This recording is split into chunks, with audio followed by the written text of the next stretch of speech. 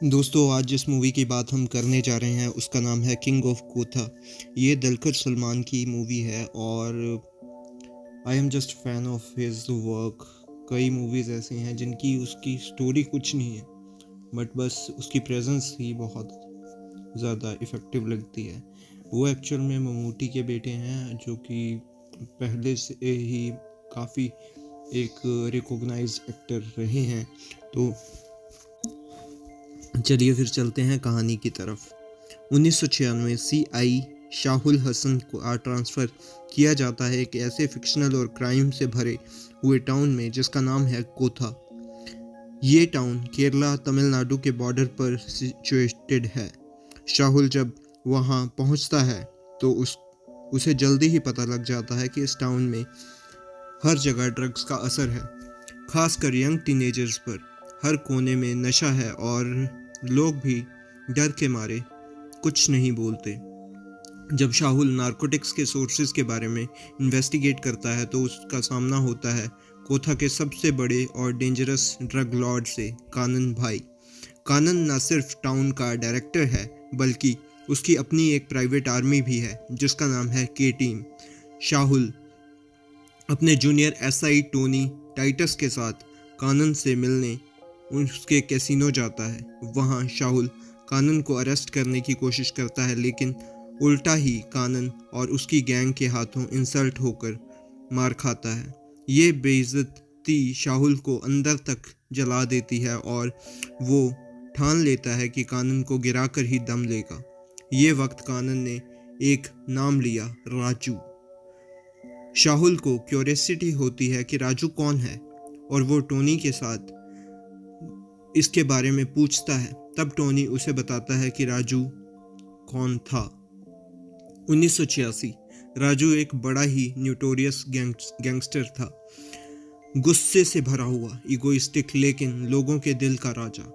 कोथा के लोग उसे भगवान की तरह पूजते थे। उसकी लीडरशिप में एक फुटबॉल और गैंगस्टर टीम होती है, विनर्स कोथा।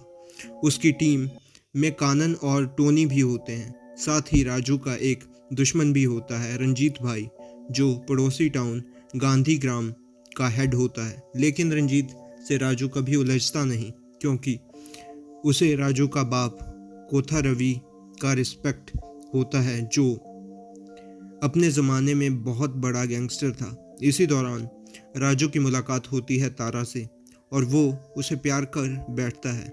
राजू काफ़ी पॉजेसिव और प्रोटेक्टिव होता है, खासकर जब बात ड्रग्स की होती है।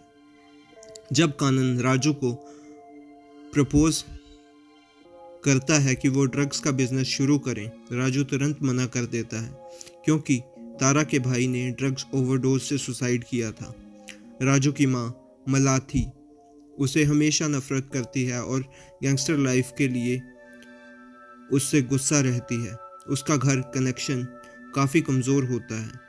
फिर एक दिन रंजीत कुछ फ़ोटोज़ भेजता है जिसमें तारा एक बॉम्बे बेस्ड जर्नलिस्ट निखिल के साथ दिख रही होती है। राजू को गुस्सा आता है और वो तारा से ब्रेकअप कर लेता है। इस हार्ट ब्रेक के बाद राजू शराब में डूब जाता है। कानन, जो पहले उसका बेस्ट फ्रेंड था और अब पैसा और पावर के लिए रंजीत के साथ मिल जाता है और कैनबिस का ट्रांसपोर्ट शुरू कर देता है।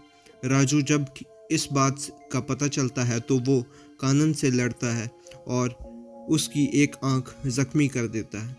थोड़े दिन बाद राजू की माँ उसे समझाती है कि अगर वो कोथा में रहा तो मारा जाएगा, और उसी रात फीफा वर्ल्ड कप फाइनल्स के दिन राजू कोथा छोड़ देता है और सब सोचने लगते हैं कि वो हमेशा के लिए गायब हो गया।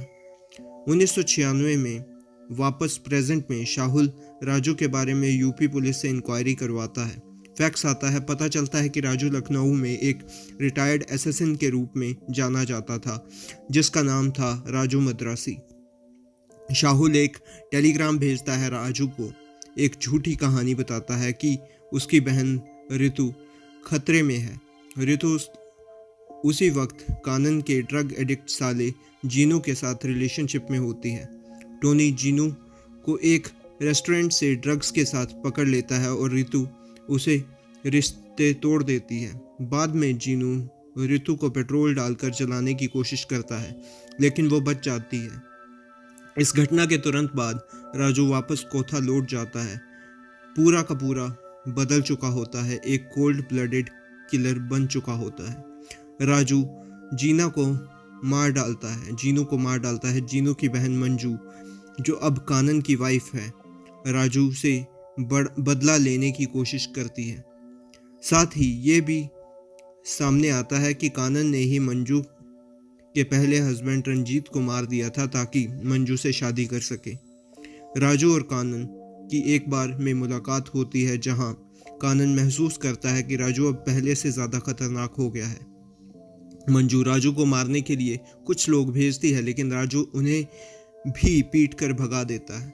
अगले दिन शाहुल राजू को ऑफिशियली कानन को मारने का ऑफर देता है, लेकिन राजू मना कर देता है क्योंकि कानन अब भी उसका दोस्त है। कानन फिर एक प्रोफेशनल किलर भेजता है, सूटकेस लेस्ली।